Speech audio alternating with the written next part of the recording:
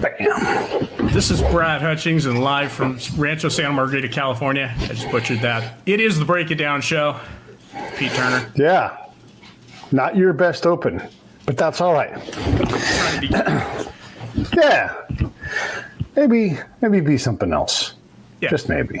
This is Brad Hutchings. Anyhow. And this is the Break It Down show.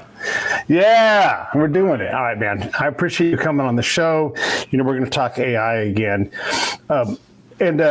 Look, I'm very bullish on AI. I really am, right? Uh-huh. But you give me a good, what I call a skeptical anchor. Like if you're in a ship in the olden days, right? And there's a storm, but you're in the middle of the ocean and you still kind of want to go in the right direction. You put what's called a storm anchor out. And you might just take a bunch of bullshit and wrap it up in some chains and throw it off the edge.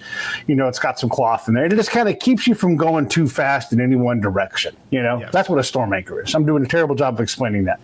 And so you give me a skeptic's anchor so that as I try to understand, and we're saying the word AI, I should use your term, generative algorithms. Uh-huh. If I'm using generative algorithms, there's limitations of what they can do. Sometimes it's amazing, and we're still learning where the amazing is.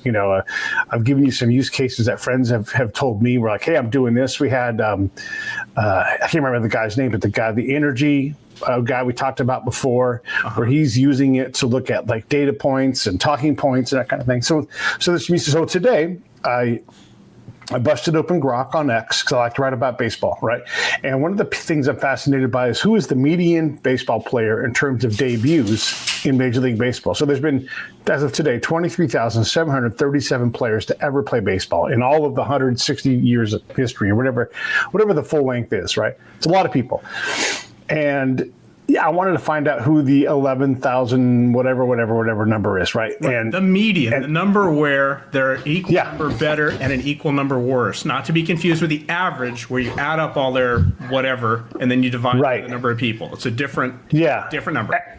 And in this case, it's time, right? So number one was 1862 or whatever it was, right? You're doing debut number one. Okay, got it. And then whoever the most recent guy is, because it's spring training, so all of these guys are debuting now. Even though they haven't been in a major league game regular season, they're considered to have debuted.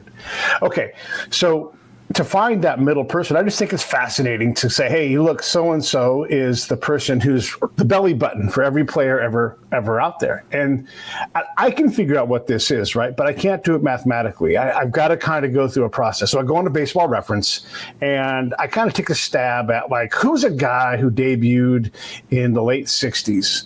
Dusty Baker. Okay, great. Oh man, 68. I still got to go 1,000 back. And so I'll go, 200-ish to 150 players debut every year, probably. I don't know the number, but about that. That's kind of guide gives you the number, their rank in debuting. He's the 11,653rd player to debut in Major League Baseball. Right. So then you go to his debut year. Yeah. Right. Then he goes to debut year, and that's a whole I don't know the difference between a spreadsheet and a database, but this whole spreadsheet, right, of everybody who debuted, and you can sort by date. And so I just go to the first guy or the last guy, kind of like you would if you're bracketing a word in a dictionary, right? Mm-hmm. Except for I don't know what I don't know, if it's A, B, C, D. So I've got to kind of figure out which volume I have to look in, right? And so I realized, I kind of already knew because I know who the guy was before the season started. And so it's only changed a little bit. I'm like, this guy for sure debuted in 1959. So to save me all this effort, I thought, why don't I ask Grok? Grok 3 is out and it can make video games. It's amazing. And so I said to Grok, hey, I want you to find the person, I gave him the whole premise. Grok, I'm assuming, is a dude. And this is the person I'd like you to find. And it's like, well, I've looked at this 600 words later, and I think it's potentially, Jim McKittrick. That's not the actual name. It said 600 words to get the answer wrong by 25 years. Right. And I was like, oh, you know what? Let me help it out a little bit. Because then it's kind of I didn't expect it to work, but I was ready for it to work. So then I said, listen, Dusty Baker debuted in 68, and he was number 1,000 or so more than the guy we're looking for. And it's like, I got you now. I'm going to do some math. You see, and then it explains for 600 more words to me, right? And it gets it wrong. And it's not even close. So You have to go all the way back to 1959, which I knew because I've paid attention to this thing. But Grok couldn't know. Grok knew from my direction to go to Baseball Reference. It knew what number to pick. And every name is associated with that number if you go to their profile page, right? And it could not reliably do that. Now, the wonderful thing is it sent me off writing about this baseball player that it got wrong about, because no one's ever going to write about this guy. He's still alive, and maybe his grandkid would be like, Grandpa, you can't believe it. Someone wrote about you on X. And I think that's a delightful thing to do with people. Next episode of the Break It Down show, this guy. Right. Yeah, exactly. Right. And he's barely in the major, like so many guys, like not the preponderance, but so many guys have these very short careers. And so I love to focus on that. So I got a very good value out of it. But to find that what is really a relatively simple process to get there, I had to do it myself. Yeah. Let me ask you a question. When you do this next year, will the answer? Oh, I'll do it throughout the year. I'll do it constantly throughout the year. Let's say you do it a year from now. Let's say you do it a year from now. Okay. Yeah. Will the answer ever again be in 1958 or earlier? No. It won't be ever. Never. Why? All of those values are not ever going to be it. Right. Exactly. Now you're doing mathematical reasoning to come up with that, like really high level mathematical reasoning. Right. Saying all and really nobody who debuted from 1980 forward is part of my search, right? All of a sudden the bracket is smaller. Now, really, I know because I do it. I know that the number is going to be somewhere in 1960-ish, depending on how many players debut this year. Maybe it'll be 61, right? Right. But it's not going to be 1959 anymore because now we're in September debuts of 1959.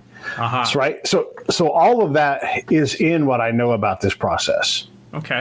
Okay, that's good. You're using mathematical reasoning to do that. Now, right. Your generative algorithm, your large language model, using the completion algorithm, that's what it uses. It doesn't do that. It doesn't. It cannot conclude, other than if somebody's written about it, because it's reasoning linguistically, if you will. And by reasoning linguistically, what it's doing is it's taking all of this writing that's been before, and it's computing an answer with statistics about what word might come next, one word at a time. If you've ever played the little completion game on your phone where you start with a word and then you pick another word, now you've got 3 choices. It has 1,000 choices. And that's what it does every time it constructs an answer. And yes, you can look at the answers that it comes up with through that process, and you can say, holy crap, that's magic. And that's not an over-exaggeration. It is really cool that it turns out when it does that, it comes up with these wonderful sentences that you can read and they sound believable. And it's even more amazing. And I mean this in almost a religious way, okay? It is even more amazing that it doesn't just spew sentences. I mean, we have politicians who spew sentences that make no sense. But it's sentences that strung together are actually plausible and make an argument. And then we get upset because we're human beings when we catch it making things up. We call it hallucinating. And we don't catch it because it says, hey, I'm hallucinating now. We catch it because we read the whole thing and we say, that's not consistent with the facts that I know or the facts that I can verify. It tells me, for instance, that the sky is green. And I look out the window. I look out the window here. You can't see it. There's too much sun. I believe you. I look out the window, and today, Pete, you're not going to believe this. Well, you tell me you believe it. You're not going to believe it. The sky is actually blue, just like on the background of our little screen here. The sky is lovely. Clouds, New Mexico, right? Yes. Yeah. Amazing. But that's the kind of reasoning, if you will, that it does. And it's not really a reasoning that we're terribly familiar with, other than playing that phone complete the sentence game. We're not really familiar with how that works, and we're certainly not familiar with how that works at scale. But if you get in your head that that's what's happening, you'll start to see. In fact, if people who are watching on tape, if they rewind to the beginning as you're describing the process, you can see my eyes go like this. Like every other sentence, and I give away, and I'm like, yeah, Pete, it doesn't do that. It doesn't do that. It doesn't do that. No, it doesn't do that. You said I'm a skeptic. I'm not really a skeptic. What I am is I'm a realist. I've studied, I have the training. I invested in that when I was young in order to be able to look at the algorithms, look at the code that this thing does, step through it step by step, see what it does, see how it works, and come to an understanding of how it actually works. And so my anchor is based in that reality. It's not based in, if, like I said, it's amazing this thing can put out sentences. I find that amazing. It's amazing this thing can put out coherent sentences strung together as paragraphs that appear as plausible answers to questions. Like, that is amazing to me. When I was studying computer science in college 37 years ago, 37, geez, that's a long time, man. When I was studying that, I never imagined we would have computers that did this. Like, this is beyond, we're living in a reality right now that's beyond my imagination. At the same time, it does have limits, and it is understandable. And so when you tell me, hey, I want Grok to tell me who this median player is, I know right away Grok isn't capable of doing that. Now, you can say, can you please use Major League Reference, baseballreference.com. Can you please use that as your source of data? Now, it actually can't use that as the source of data. It doesn't have like a little hookup there, and then even if it did have a hookup, it doesn't know how to use that data in order to get correct answers. It doesn't know. Can I take this from right here, right now? Yes, right. please. So we know I had to look up the answer myself. So we gave it the first try, and it went to the 1980s. And to your point, it used word reasoning, not mathematical reasoning. So it ended up nowhere near what the median might be. And you might even just say the median is going to be somewhere in, I don't know, is the first year of baseball history on Baseball Reference, 1901. Okay, and then now it's 1925. So maybe, but they didn't even do that. And then I said, hey, it's going to be earlier than Dusty Baker because his number is about 1,000 bigger, and he debuted in 1968. And so it went back another 4 years or so and said, that's the dude right there. And it was not the dude, right? So while we were talking, I said, all right, I want you to find this guy. Here's the number. The debut number is 11,685 right there. 11,685th player to debut. Okay. And that's the midway point. And he debuted in 1959. Please, using Baseball Reference, please tell me who that person is. And it's like, I got it. And then the answer it gave me was Jim McEnany. It said maybe Maury Wills. No. Maybe Jim McEnany. Yeah, Jim McEnany didn't debut in 1959. He debuted in 1958, right? And so it has these things where you want it I wanted when I was doing this, I'm like, I need to learn how to talk to documents, right? Because we've talked about this. So I'm going to talk to my documents. My documents in this case are all in Baseball Reference. Right. And as great as Grok is, as much as it blows my mind, we're both bullish on these things, it is still giving it, I put the bracket out there. It's in 1959. And it's like, no, it's in 1958. Right. And maybe there's some justification for that. By the way, it also took 600 more words to explain to me that it got the answer wrong. Mm-hmm. So it's not explaining how it thinks. Mm-hmm. If I was to do deep search, which I'll try next after I shut up here, but I don't know. Maybe that deep search will be the answer. I bet it won't be the answer.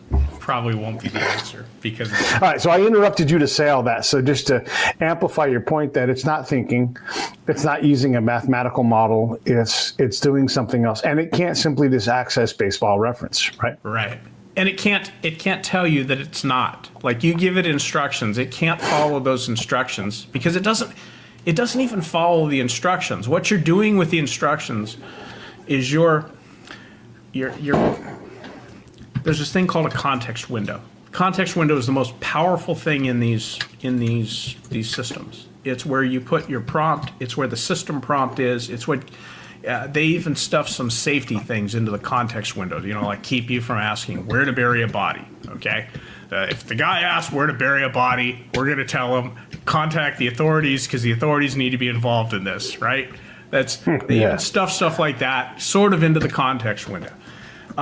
It's the most powerful way of doing things. So if you told it, hey, baseballreference.com tells me that the median player as of today was whoever it was, the 11,685th player who debuted in September of 1959, and it's this guy, and you put it in the context window, and then you say, tell me about the 11,680th player who debuted, right? It'll get the name right because you gave it the answer, right?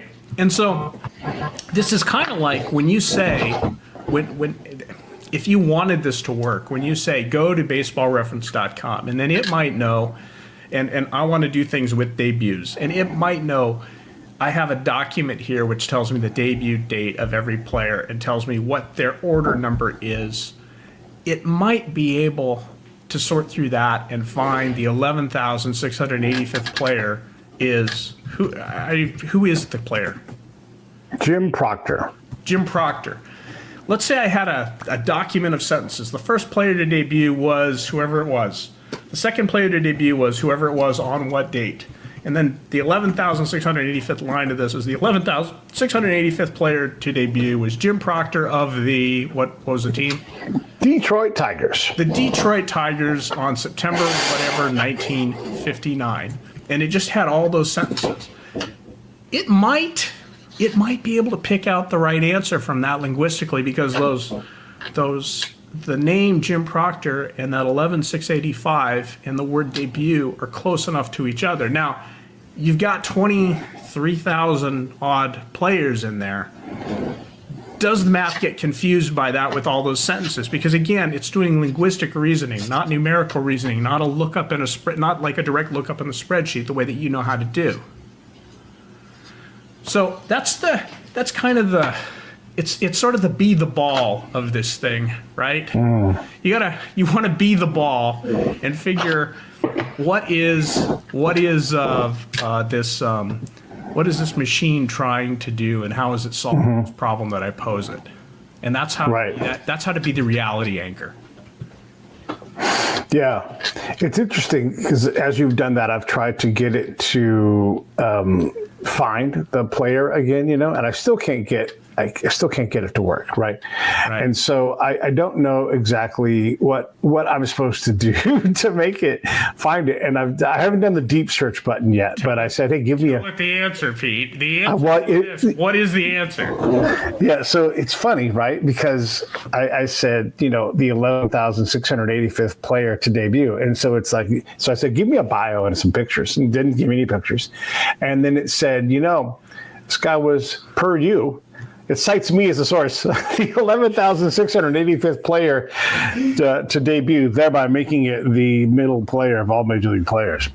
And I'm like, yeah, Grok, I told you that. You didn't need to use 600 words to explain that to me, And so this gets to your point where it's trying its damnedest to give me something that will work, right? But it just can't reliably do it, And then it gave me some bio and some facts, and maybe some of these facts are true. But given its performance thus far, it's like Jim Proctor, prior to his debut, played on some segregated Negro League fields. And let me tell you something, that was a big impact. And it's all like, except for stuff of bullshit. And that was a really big impact on who he was as a baseball player. Let me tell you, very special place in Major League history. Really? Why? Per you, because it doesn't have any. I don't even know if the Negro League thing is factual either. By the way, it could be because it appears that Jim Proctor is black, but I don't know that he's a little bit old for Negro League time. Maybe he was, but it's not obvious from what I found on Baseball Reference. How about that? Right.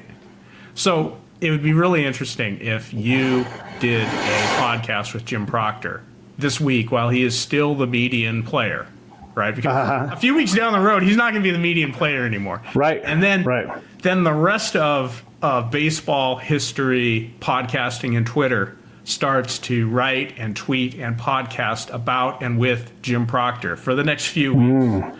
And so you guys establish him as the median player for a few weeks. What do you think the half-life of Jim Proctor as the median player in LLMs is going to be? Like it's probably a few weeks in terms of reality, but in terms of who's the median player, I bet you 3 years from now, if you guys hit this pretty hard for a couple weeks, a few years from now, he will still be the median player as far as LLMs are concerned, because you flooded that language space with Jim Proctor as the median player. Yeah, it's a real thing, right? Where in some part of the LLM sphere, I have, I think, a master's from Georgetown and a PhD from University of Michigan. And it's like, hey, man, I don't know where you got that crap from. You could be deputy FBI director now with that podcaster, master's, PhD. You're Dan Bongino with a beard. The funny thing is I do have a master's degree, right? Yeah. It's just, but it doesn't know which one I have. It has no earthly clue because I essentially never write about it. And if I don't write about it, who else is? You know, Is it in my bio somewhere? Sure, right? But it would take an amazing amount of searching to figure that out for a robot, right? And so, as long as that mirage, that acceptable blend of algorithmic responses that includes me going to U of M in Georgetown exists, it'll continue to be reality. What's your favorite deli in Ann Arbor? Oh man, I like Muncie's. It's the best. They have like a vinegar and oil shake out, you know, it's so good. I can't remember the name of the place. I ate there once. It was really, really good, but there is one answer to that. Anyway, in Ann Arbor. I didn't know that there was a Muncie's. I was just going with it. I know you made I basically wanted to be Grok. Right. It starts with, there's a Z in the name of the deli. It's not called New Delhi either. Deli in Ann Arbor. Sorry. Yeah. I gotta. Okay, so why does the web crawler successfully find Zingerman's, but Grok cannot?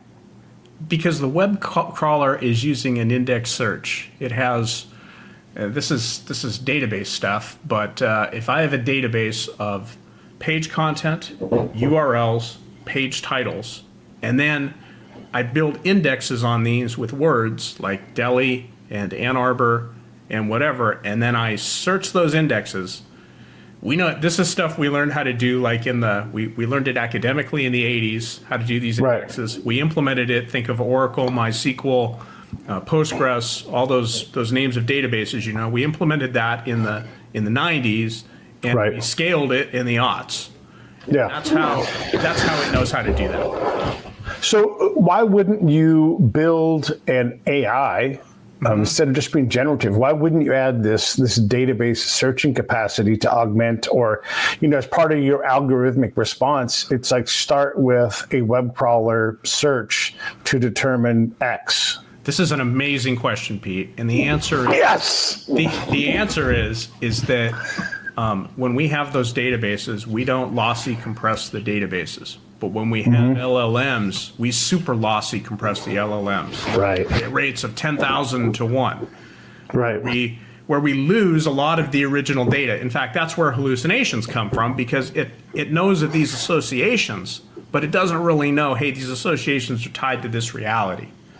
Right. So why are we branding them as hallucinations, by the way, when they're actually incorrect values? They're wrong answers. It is failure. It was a term that came from the machine learning folks, and kind of spun up by the marketing folks, and then, you know, the doomers get involved. Those are the real skeptics, the doomers. The doomers get involved and make it a terrible thing, and, you know, and me, reality anchor, I'm saying, yeah, it's supposed to do that. The reason we have it super compressed so that, you know, for instance, we can take one of these LLMs and I can run it on my laptop, or you can run it on your laptop, or I could run it on a machine that's small, or we could have 200 million people running this thing at once from a little data center in Memphis that Elon discussed how he built in the last 14 years. Yeah, that's why. So it's about data and size. Will that eventually merge because we have enough places in Memphis that we can leverage? I mean, Perplexity has tried this. You know, Perplexity tries to give you trackbacks to factual documents that support whatever it's writing, and to some degree of success or not. It turns out to not be terribly useful. It's more useful to let the thing just spin off and write what it's going to write, and then work with that, knowing it's not perfect, than it is to have a perfectly referenced document. If you want search and generation to merge together, you know, maybe you need 10,000 of those Memphis warehouses. I forget who Elon said he bought the warehouse from, but it was some name that you knew. and he described how he had to like purchase or lease all of the available mobile power generation and get it all to Memphis. It was like nobody mentioned it, but it's basically the FedEx business model, right? Bring all the power to Memphis. Right. Instead of all the packages to Memphis, and then from there, distribute all the intelligence outward. It's kind of an interesting historical note to his choice. When we are looking to change, we're trying to spark this second digital revolution with this stuff, right? It's Grok and his friends, ChatGPT, OpenAI. All these things are going to change how we do, and they already are changing how we construct things, how we write, how we build presentations, all of that, right? So that's all happening, but it's consuming, and I say this all the time because it remains true. Me and my gas stove and my pickup truck are insignificant in terms of consumption of energy. It's just going to be true. And AI is going to smash anything I do. Now, is it consuming more energy than, say, all the ships in the world who burn bunker oil? Yeah, maybe not yet, right? But we're going in the wrong direction in terms of energy consumption. And I'm not trying to sidetrack the conversation, but a lot of these people were the same people saying we have to green things, we have to put solar panels here and buy energy credits and all this kind of stuff. And now it's like, fuck all that. That actually didn't work anyhow. And what we really need to do is get even more energy consumed. A lot of energy. Yeah, we're going to have to deploy a second sun, basically. We're going to have to Yes. Yeah. Forget Mars. We're going to ignite Jupiter so that we can power our AI. We need 15 sun mirrors zooming and just blasting us, Right. When we in however many billions of years when we merge with the Andromeda galaxy, I mean, that's finally going to have enough energy between two stars. Right. We will. Yeah. Unless we pre-fry, like before the sun can go red giant on us and consume us, we will pre-fry the planet with our need for, the consumption of energy. And so, like, when engineers look at it, is there no conscious, to go, this is really taking us in a bad direction? Okay, let's say the robots don't take over, but there is a value. That's not a null number, right? There is some number where, Two things, Pete. Go ahead. Okay? Yeah. Training these models, and, whatever model you're talking about, and let's go beyond LLMs to machine learning and whatever, okay? Yeah. Like machine learning is your Tesla that can drive itself. That's a machine learning model, okay? It's a little... Okay. It's kind of a superset of models, and the LLMs are like a small piece of these machine learning models. LLMs are very, very expensive to train, energy-wise. You have to do a lot of operations with lots of GPUs in order to come up with these weights that go into a model, and even a small model, a let's call it an 8 billion parameter model, might cost $1 million or $2 million in CPU time in GPU time in order to construct. And most of that time it's not just infrastructure, it's energy. They got to run. You got to power them, you got to cool them. Okay. So, but you only have to do it once, right? Grok 3, you only got to train it once, and then you can use it for all these queries over and over and over. Now, these queries take energy too.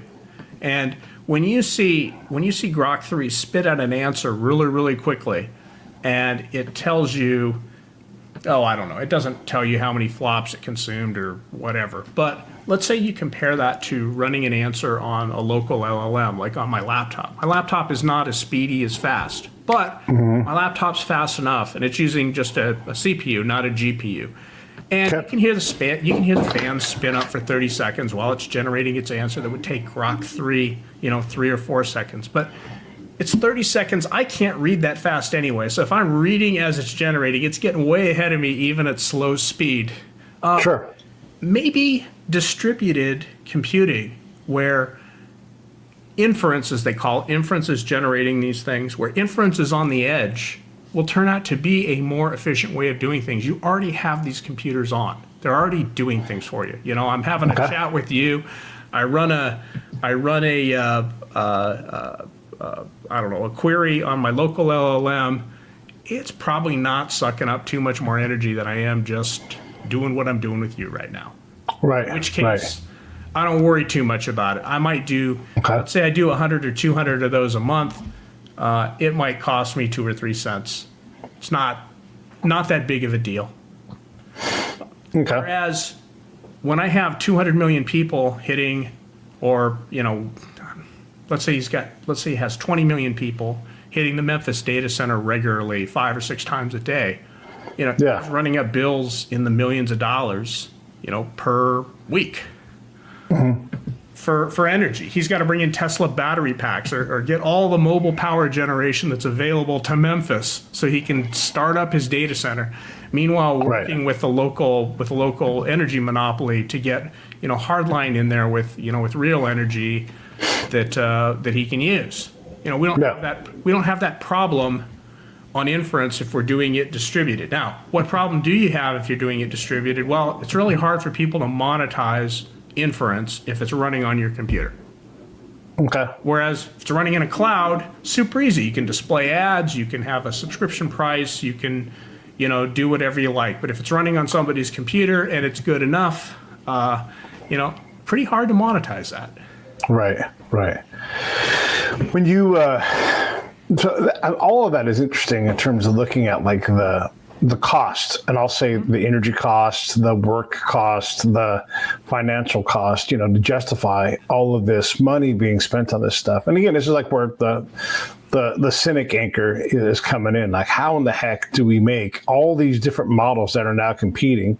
You and I are both old enough to remember like Laserdisc was better, Betamax was better, but VHS and then DVDs won, right? And even like Blu-ray, it's like, we're already kind of happy with what the DVDs we got. And then, by the way, all instantly obsolete because you just put everything on your computer or streamed it, right? So we went from a hard form factor media 25 years later, like everything, it's all totally changed and obsolete. And so it almost doesn't matter if there's 7 different brands, because whatever's coming 4 generations from now, which can happen, in 5 years from around now, these days, we're going to be looking at something totally different in terms of what machine learning, generative algorithms, all these different ways of saying robots, computers, is, are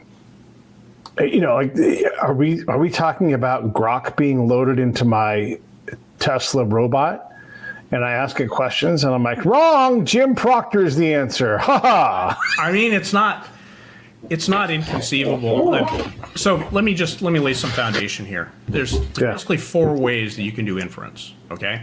And I'm going to try to lay these out really quick. So one is in the cloud, like ChatGPT or Grok. It's very convenient. You don't have to install any software. It's there. Somebody else is updating it. Somebody else is maintaining the model. The problem is that you got to put all your information that you want them to use up in the cloud, up in the public cloud. If you're talking about medical data or business data or just even, like personal data, you're giving a lot of trust putting it up on somebody else's cloud computer.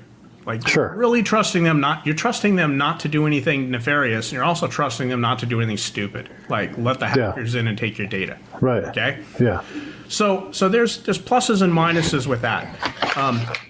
You could have a private cloud. So you actually own the computer, you upload data to it and whatever else. Probably the downside of that is security, right? You're not going to have anybody who's going to come in and nefariously use your data, but they might break in and want to take your data. So security is a problem there. You might have a dedicated computer in your house. I'm really looking at this right now because it's like a laptop is powerful, but you're also doing other things on it, and you might not want to pollute it with a big system that's doing inference, because it takes a lot of computing power, it takes a lot of memory. Right. Certainly can get in the way of your workflow. So, one of the things I'm looking at is like the Mac Mini. $550, and it can run the small models. And if you put double stick tape on a Mac Mini, put it on the back of your TV set, and let it talk to your Wi-Fi, anyone in your house can do inference on a pretty nice model, a nice size model, and they can do it pretty quickly. Okay? So I'm looking at that. And then, of course, there's running it on your own computer. There's absolutely no, unless you leak it, it's not going to leak, right? Right. So you can be totally private. You have to maintain it and install it. That's probably the downside there. It's a little bit more difficult than I always advertise. I'm going to show you how easy it is, and you're going to say, that's a little more difficult than you advertise, Brad. Right? Yeah. So those are the 4 ways, right? So I think your question was, how do we balance out energy and stuff? Well, I think you're going to balance it out by what you're most comfortable using. People right now seem most comfortable using the cloud because it's so easy. They forget what the downsides are. They forget that they're putting their data up there. They forget that, or they've rationalized, well, we're going to have nuclear power plants on every block in order to power this. Right? We went from no nuclear plants to we're going to have those because I got to have my automated Raquel Welch pictures, Yeah. So when we're talking about AI and being able to have it help us, a buddy of mine is in the construction field, right? And he uses AI and I'm telling you, I'm explaining what he's explained to me. So it's a second version of what he said, but he's taking it to build proposals reliably, repeatedly, and it works for him, right? It's like, I'm going to do this work. I'm going to redo your kitchen. I'm going to do a tear off and replacement of your roof, right? And he is saying, I am able to take all of that work and do it in 10% of the time. I've got to proof it and everything else, but it is doing it for me. And then this guy's a military friend of mine. And he said, one of the things I used to do is I spent a lot of time, hours, 6 hours, 4 hours with reports. And he had to collate process reports into a useful product. He's like, man, if I had that, instead of going to bed at 4 a.m. before I got up at 6, I could go to bed at midnight and get up at 6, right? And we all wanted to save our time. With that said, let me put a pin in that and say I've got a friend who's a doctor, and they're like, yeah, they want me to use AI for diagnosis to not make me work less, but to make me more billable, right? And so there's that end of it too, right? So if my buddy, like my colonel buddy, has to put this product in someone's desk and he can do it in a certain amount of time, they're still going to want, and he knows this, they're still going to want those 4 to 6 hours out of him because you've done that. One of the things that I always see in the military, it's a dumb thing, but they say, you can always do one more thing. Yeah, just like when they say you should always check with hire. Like, when does that stop? Do you go to ask the president? Like, I'm supposed to go put the cigarette butts in the trash, but I got to check with hire. So we have these dumb sayings. So in his mind, he could take these various products, put them into the robot beep, and give me a product that he would then check and go, yeah, that's pretty good. Yeah, and then send it in. But you're saying, not so fast. I am saying not so fast. So your first friend, the colonel, I like the idea of generating proposals with it, because a proposal is not contract per se. And we actually already know how to generate contracts. We've done that without AI. Like, I was doing that for the local phone RBOT, Regional Bell Operating Company, in 1992, generating contracts for T1 and ADN without using AI, with just using, language paragraph generators, fill things in, legally binding and very, very workable, actually sped things up, no AI involved. You know how to do that. But proposal, the idea is to imagine something to, you're going to give it to somebody. They're probably not going to read it sentence for sentence. They're going to kind of look at it and see it. I have an architectural friend who's in South Africa, and one of the things they're doing with AI is they're using AI to, and this is for pictures, is to kind of give a vision of what a building might look like in, kind of where it's situated, with some landscaping and whatever else. Now, this is not a rendering, like an actual rendering. Do not tell me that the window is the wrong color. Right? I'm not going to go correct, the etching in this or whatever else. This is just kind of for form and for relative things. And if I generate it again, it's not going to be the same. Now, some of their customers look at this and they expect it to be a rendering.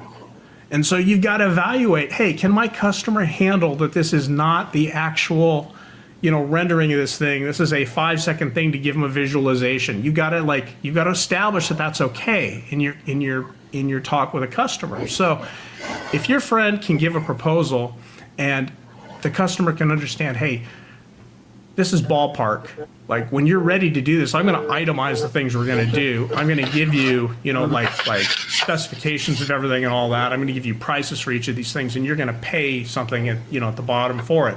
that's great. But this is sort of this is let's dream together is what it is. If they're good with that, that's great. Now, your friend taking whatever documents he has and quote analyzing them and putting a report together, danger.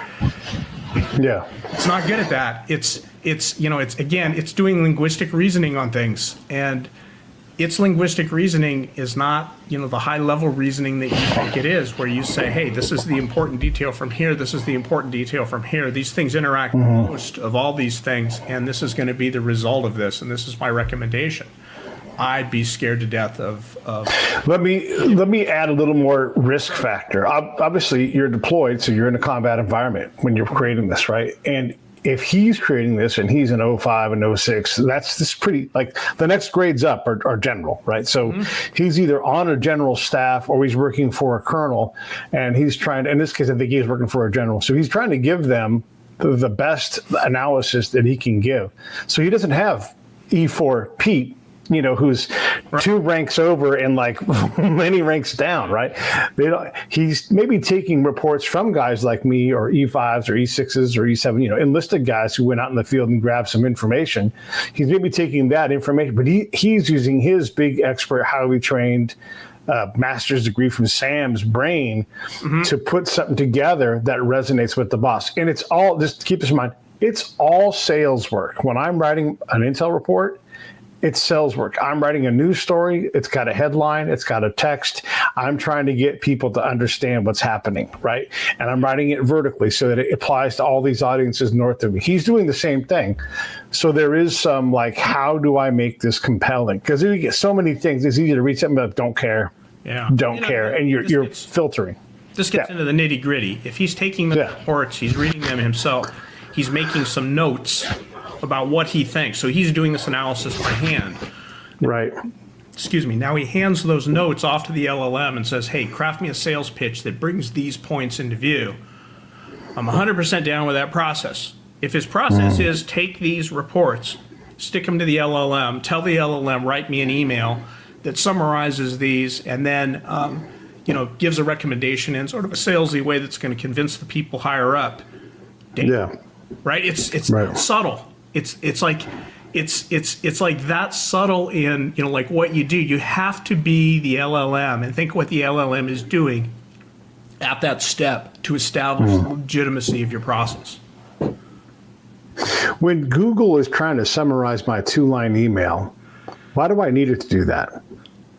Yeah, I mean that's where, by the way, that's where the energy suck is going to be, right? Boy, everybody. Yeah. It's all these things that you do commonly that everybody's going to think, hey, wouldn't it be great if an LLM did this? Let's just add this as like a default. Yeah, and is it already doing it? Like, it's going to be. Is that energy in some way consumed already when that email shows up with that little, push the button here?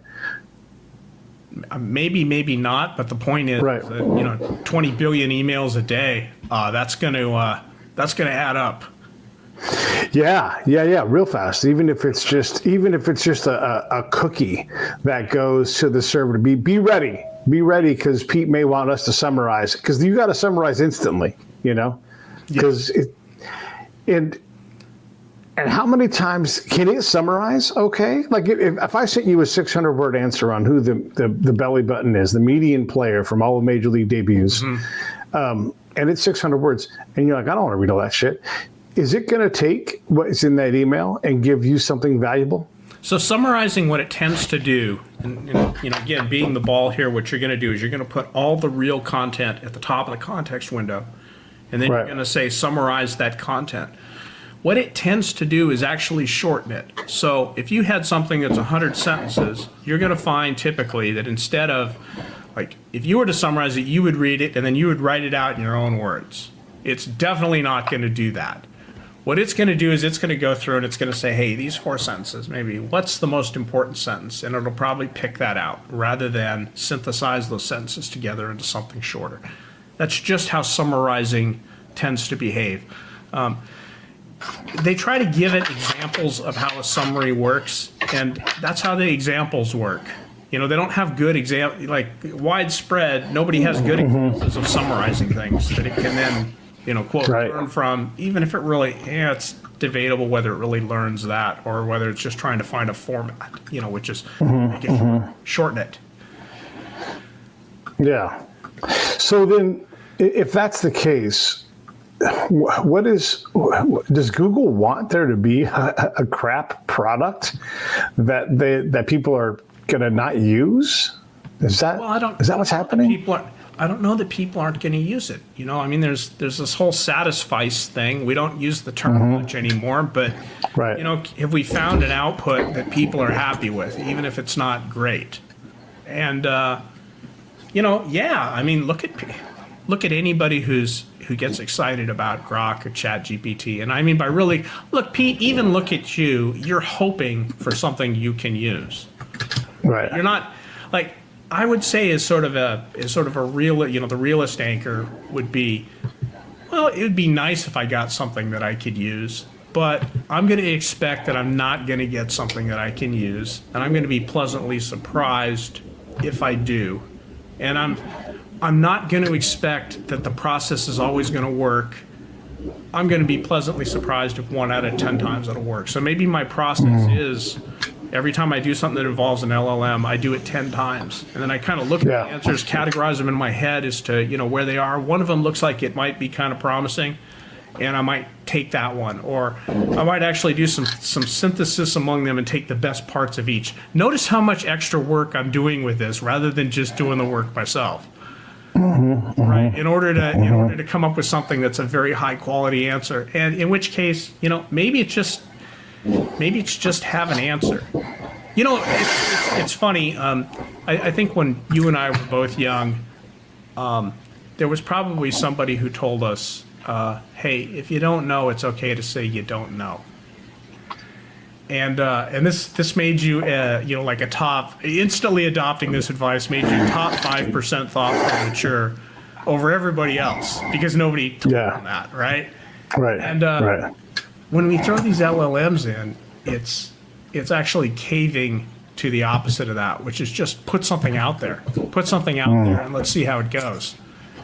And and don't be thoughtful about it. Don't be discriminate. Just if you don't have an answer, you're not showing up. It's a tough thing to confront. I took as you know, in the Word document I sent you, I took the first answer from Grok, word for word, cut and pasted, and I put it into an email, right? And then I took the second answer and put it in the same Word document, just so you can kind of see it's effectively, it's word salad. And so again, it's 600 plus words each time. It's almost like that's the rhythm, because when I did the same thing again for that third time, giving it the parameters, it got about 600 words in there. So then I took it and I emailed it to myself, and I said, summarize this email for me for the first time ever. And it came back with this answer from 600 words. Mm-hmm. And what I'm illustrating is like, there's a problem here, right? That's terrific. That's the funniest joke you hear all day. I bet that's the funniest joke. I came up with a funnier one, but that is, that's very good. You could do this all day. You could do this every day, Pete. For those who didn't watch the whole show, for those who didn't get the hilarious moment, is it took 600 words and boiled it into, 25. And it is attributing to me an absolutely false answer. And not just false, like not even close, right? Pete, a short 2-sentence summary. That's what I think is funny. You might think something else is funny. Actually, sorry, go ahead. I'll tell you what's really funny about this is that your short 2-sentence screwed up answer is definitely worth 1,000 words. Like, we can't. I can explain how summarization works to you, and it's difficult to explain, like the process, right? And you're like kind of nodding along. Okay, yeah, Brad's probably right about the surrealist, and the viewers are like, okay, I'm going to switch away if he doesn't shut up in a minute because I like Pete's voice better. And eventually someone did. I saw the viewer count go down like by 2 as I was talking. Like, damn it, I lost him. But here you go. You put this up here, and this is what you need to understand. This is what he asked it for, a summary of something he wrote, and it gave him absolute garbage, absolute unusable garbage, and it presented it as truth. And that's what you have to understand the risk with this thing is. Now, sometimes it's going to give you something that's actually pretty useful. A lot of times it isn't, and it's not going to tell you when it is and when it isn't because it doesn't know. Yeah. It's almost like a fortune teller. So yes, forget the fact that this answer is incorrect. Yeah. And I was sending it to you because it's incorrect. Forget that for a second. And let's just say it's a regular email. And it is a summary, absolutely, of that email, right? And it gets to the heart of what I was trying to convey in terms of if this was a real message, right? That's a fair summary in 2 words. Okay, great. But there's all kinds of stuff in there that must have just been, in this case, bullshit to the Google AI versus what the Grok was like, oh, you got to hear about this. This is how we're going to figure out this Jim Proctor question. Let me tell you how, and it's like, blah, blah, blah, blah, and it spits all this nonsense out. And then Capri, or whatever the hell it's called, puts this answer together. And, it's shocking, like what it picks. Summary. If you pick 2 different sentences, summary. Like not that hard to make a shitty summary, and apparently not that hard to make a shitty summary about. Now I'm bringing it back in something that's utterly false. And by the way, I didn't explain this. Grok did.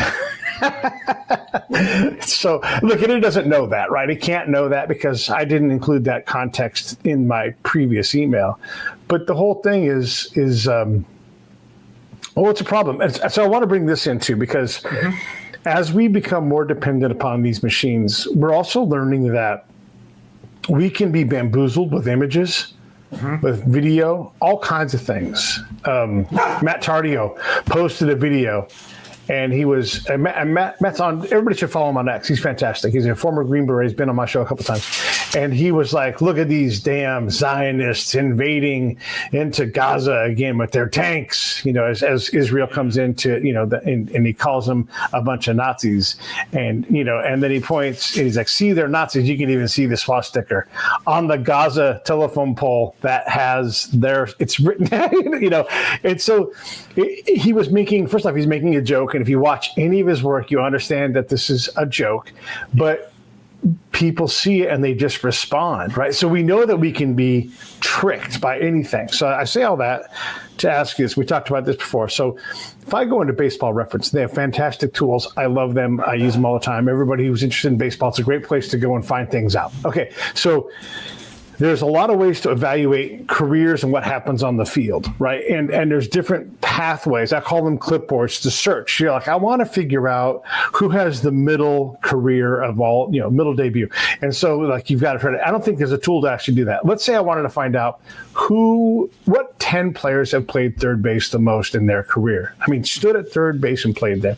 Okay, I can do that. But there's several ways to get that answer. And when you see all of the stats, if you go on the different paths, the different clipboards, I use clipboard A and you're going to use clipboard C because we can get to the same answer. However, the answers are not the same. Now, I can't tell you, I don't even know how much time it would take for me to figure out how many times Brad Hutchings stood at third base for the Indians in his 20-year career. That's what I want the computer to do, and it can't reliably get that right. And this is... Are we talking about thirds of innings? Is that what we're ultimately counting? Well, thirds of innings, but we're talking bigger differences than that. We're not talking rounding to like the nearest inning. We're talking about like dramatic differences in games played and innings. Now, look, they're in the ballpark, but they are not accurate because this should be an accurate search. Yeah, you could get injured between and out as well. So I mean, are is it seconds? Is it right? Is it milliseconds? Well, it's the same data set ultimately, right? Like you can look and say this guy played third base for this many innings, whatever it is. What if there's a transcription error, Pete, in clipboard A? Like somebody just maybe he's here. Right. Joe Blow is playing third base in the 5th inning of this game on clipboard A, but in clipboard B, it's Jim Black, right? They just wrote it down wrong or something. So your underlying data set could actually have problems. Right. Yeah, there's a lot that can go wrong, right? There's a lot that can go wrong when you're just dealing with the data and you're dealing with traditional methods. Now add linguistic reasoning onto it, and Yeah. Do we really have reliable ways to talk about these things? Probably reliable enough when we just stick to the facts and we stick to baseball reference. And maybe it's not reliable enough right now when we add linguistic reasoning. And we need to understand that. Yeah.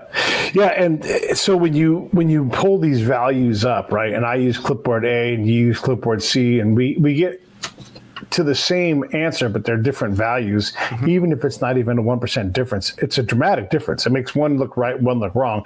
And they could both be wrong, by the way, right? Because we don't have a way to say that.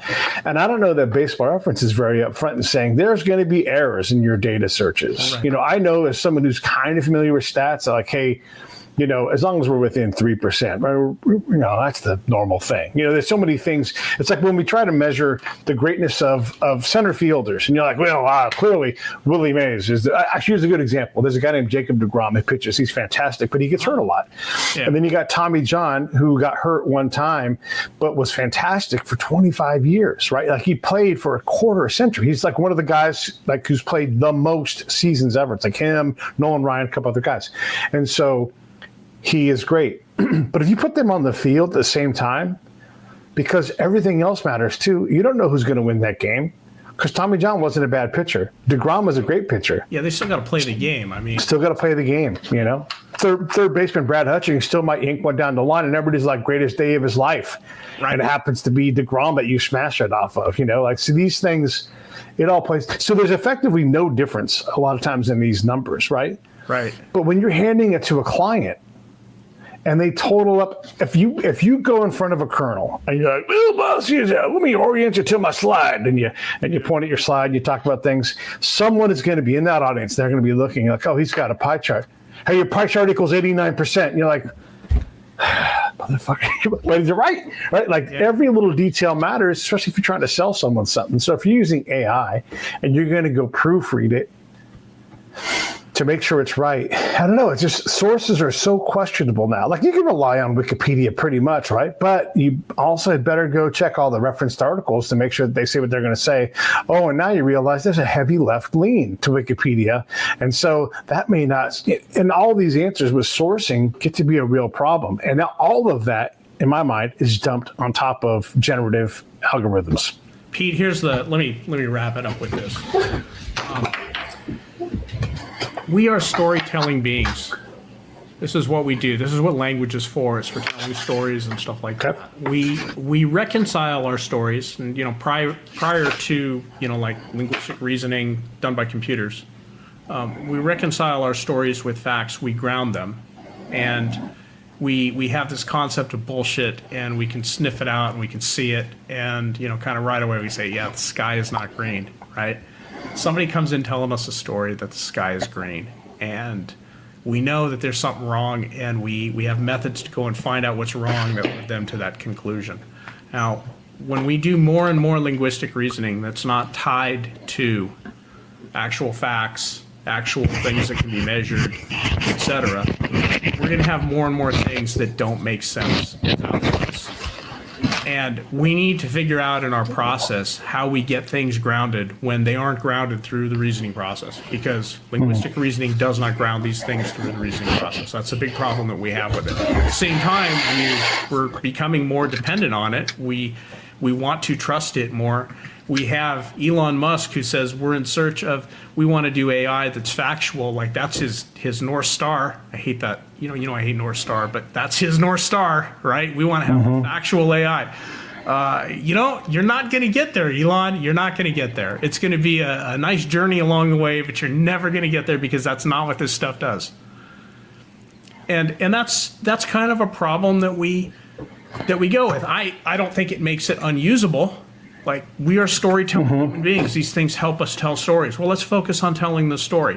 And then let's focus on, all right, when have we gotten a little too out of whack here that we need to go and ground with the facts? When do we need to, maybe pry into baseballreference.com? Actually look at those clipboards, look at those spreadsheets, see what the actual facts are, and tell the storyteller, hey, here's the facts, right? I'm going to go find these for you. Now write me a good story. Let's do a background story about Tom Proctor, Jim Proctor. What was his name? It was Jim Proctor. Yeah, Jim Proctor. Of the Detroit Lions, the Detroit Tigers, right? The Detroit Lions, Tigers, and Bears. Oh my, yeah. Yeah. That's what we do. It's a funny thing. So I just want to pull up one more thing, just because I think this is sort of helpful. Let me grab this. So this is from the source document, right? And this was one I gave Grok the first big parameter change of, hey, earlier than Dusty Baker, and it's like, I got you, right? And so it's like, hey, look, listen, Pete, this is how debuts work, and then it goes into its long word salad-y thing, right? And so I'm just going to pull one example out here. Okay, here's one example. So it goes through this parameter-based explanation. It's like, typically there are around 200 people, and I'm paraphrasing what it says, around 200 players that debut every year. And in 1954, that number equals, and I'll add the banner, and that number is wrong. Yeah. And so again, this is why it reasons this way into saying, and the debut year is going to be 1964, and that player is going to be Brad Hutchings, who played third base for the Cleveland Indians. And that answer is wrong, all of it, right? And so it might be that Brad Hutchings played third base for the Cleveland Indians, but the reasoning of 178 degrees, that number is false. It's too big, right? And so it's and by the way, it's guessing on how many players were in the league at that time, right? And maybe there's a way to figure that out. I don't know what that is, other than just hard number going and looking at the AA and the AZ value within the A volume, right? It's the only way I know how to do that and go, there's how many players Baseball Reference believes can account for, right? Mm-hmm. And so this goes all of it. Like, we thought it did math. It thought it did math and bracketing of values, but it absolutely did not. Mm-hmm. Is that a hard thing? Yeah, it's a hard thing. I mean, it's not. Okay. It's mathematical reasoning and linguistic reasoning are very different. This would have been an interesting thing to get into. We talked about it before. Maybe we'll do it the next show. But mathematical reasoning and linguistic reasoning are different. And linguistic reasoners often do not know what mathematical reasoning is. They're not good at math. When we joke about that, like, we mean it, because being good at math would give them a whole different perspective on the world, which would make them a little bit more in tune with reality. Like, that's what we joke about, because they're out of touch when they don't understand some math. Pete, you're not like a PhD in math. But one of the things you get is that there is mathematical reasoning that can be done, and I can find somebody to do it if I can't do it myself. It's important to do. Like, 90% of the population does not think that way. They just think, hey, if I can word salad it in my head, it must be true. And so this is one of the problems that we have. So to them, a word saladed answer, which doesn't have a foundation in math, it's not anchored in the reality of math, looks like a great answer. It looks like true. Yeah. Or if you're on X, the person will say, that's just a bunch of word salad. Like, actually, it's a list of 20 facts. Yes, there's a little bit of putty between each fact, but that's not word salad. That's putty. So the reading flows, right? It's a combination of the both of them. I want to make sure people understand what you do for a living, and I want to make sure that we also cover the fact that you said earlier, private LLMs are a fantastic way to protect the data that you are trying to protect when you're protecting your data. There's some word salad for you right there. Right. So, but legitimately, you're saying, hey, what I'm looking at doing and what I provide is the ability, one, to help you understand, like, is this a good approach, or what's a better approach for my consumption of generative algorithms? And then the other thing you're saying is make small models and keep them off the cloud so that you can protect things like IP, client information, etc. For the most part, what I tell people is they're mostly about as knowledgeable as the best cloud models, whether that be Grok or whether that be ChatGPT. They can do a lot of things that those cloud models do. Like, people are showing off these games these little video games they're writing with Grok. I can do the same with IBM Granite on my laptop. Now, are the games as good? Probably not. Are they as complicated? Did they work the first time I generated? Yeah, maybe a little bit less. but it's still doable. And it's actually great for sample code if you're looking for what these things are really useful for with coding. You're not going to write a game you're going to publish in the App Store using Grok or ChatGPT or IBM Granite. It's just not going to happen. They're not that complicated. But I can write something that's good enough for sample code that I can learn how to do some particular thing with HTML and CSS if I'm trying to figure out that feature and how to implement it. What I like to say about the local LLMs is they're as knowledgeable, just not as annoyingly loquacious. And look at your 600-word answer that it gave you that still gave you the wrong answer. And I bet if you throw that into IBM Granite, it would give you the wrong answer a lot quicker and with a lot less bullshit. Yeah. Well, keep in mind, am I right in thinking this? IBM Granite, if it's my protected small scale one, I may not be accessing the internet. And so you know what? You could have the internet off and you could run it and you could tell it, hey, please get data from baseballreference.com, and it'll go and pretend it did, right? That's the funniest joke of the day. Just like Grok did. And you know what? My contender for funniest joke of the day was we have Microsoft Word, and what we should do is we should rename Copilot Microsoft Word Salad. That would put everything in perspective. With Word, you write it yourself. With Word Salad, let the computer write it for you. Yeah. So let's understand this. Everybody, go run some kind of generative AI platform answer when it requires searching the web for the answer. Like ask it whatever you want. This possible thing to tell me Brad Hutchings bio and go airplane mode, no Wi-Fi, and watch it give you an answer. Yeah. That'd be great. You can't do that with Grok, but you could do that with Granite running on a computer. Well, that's the first problem, right? It's like you're tied to the internet. And then the second thing is right, yeah. And then if you have the Granite thing, right, yeah. And you'll still get an answer. Yeah, damn it. Yeah. That's hilarious. All right, that's a great spot. Everybody, that's Brad Hutchings. You can get him on LinkedIn, get him on X. Not hard to find. Get hold of me. You can find me there. Anyway, Pete, always a pleasure talking with you, and we'll do it again soon. Likewise.